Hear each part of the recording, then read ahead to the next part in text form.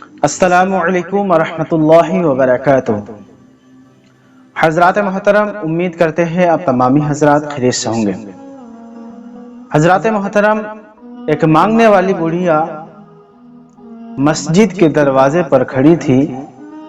اس مانگنے والی بڑھیا سے ایک شخص نے کہا، بڑھیا تم تو دیکھنے میں مانگنے والی نہیں لگتی ہو، بتاؤ کیا ریزن رہی ہوگی کہ تم اس کام کرنے پر مجبور ہو گئی ہے؟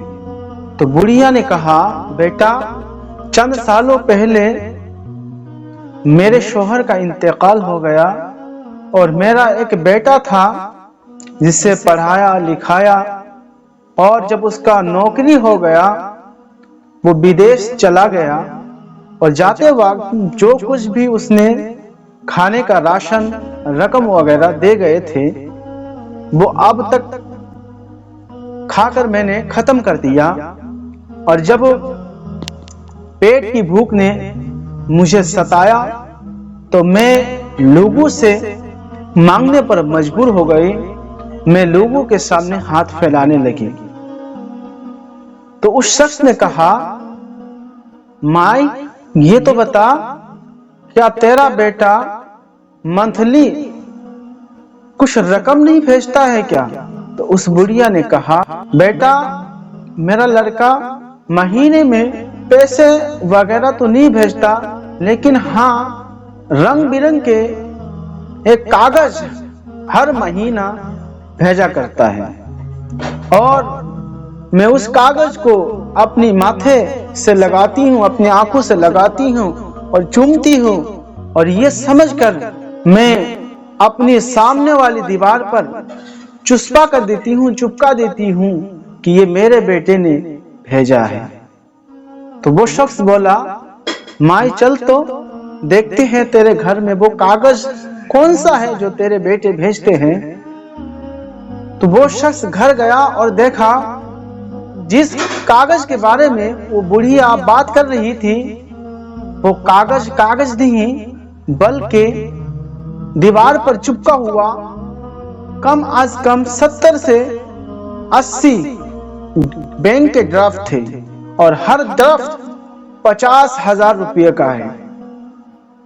وہ شخص ہکا بکا رہ جاتے ہیں اور اس بڑھیا کو اس کاغذ کی اہمیت کو سمجھا دیتے ہیں۔ تو بڑھیا خوش بھی ہوئی اور حیرت بھی اور پریشان بھی ہوئی، اور سوچنے لگا، میرے پاس اتنی دولت ہونے کے باوجود میں در بدر بھٹک رہی تھی اور لوگوں سے بھیک مانگ رہی تھی۔ حضرات، آج ہماری مثال اس بڑھیا جیسی ہے۔ بڑھیا تعلیم یافتہ نہ ہونے کی وجہ سے ان ڈرافٹ کی اہمیت کو نہیں سمجھ سکا، وہ جو بینک کی چیک اس کے گھر میں چپکے ہوئے تھے وہ پہچان نہیں سکی، کیونکہ اسے اس کی نالج نہیں تھی۔ اسی طرح آج ہم ہیں، آج ہمارے پاس سب سے بڑے عظمت والا قرآن ہمارے پاس ہے، جس میں کامیاب کی راز چھپا ہوا ہے، جس میں کامیاب کی باتیں بتائی ہے اللہ نے۔ آج اس کے ہوتے ہوئے بھی ہم در بدر بھٹک رہے ہیں۔ کیوں؟ ہمیں پتہ ہی نہیں، ہمیں اس کے بارے میں نالج ہی نہیں کہ قرآن میں کیا ہے کیا نہیں ہے۔ یہ صرف اس وقت ممکن ہوگا جب ہم قرآن کو پڑھیں گے، جب ہم قرآن کی معنی کو سمجھیں گے، جب ہم قرآن کی تفسیر کو سمجھیں گے۔ نہ تو اس بڑھیا جیسا حال ہمارے تو ہو ہی چکی، اور بھی اس سے زیادہ خستہ ہوگا۔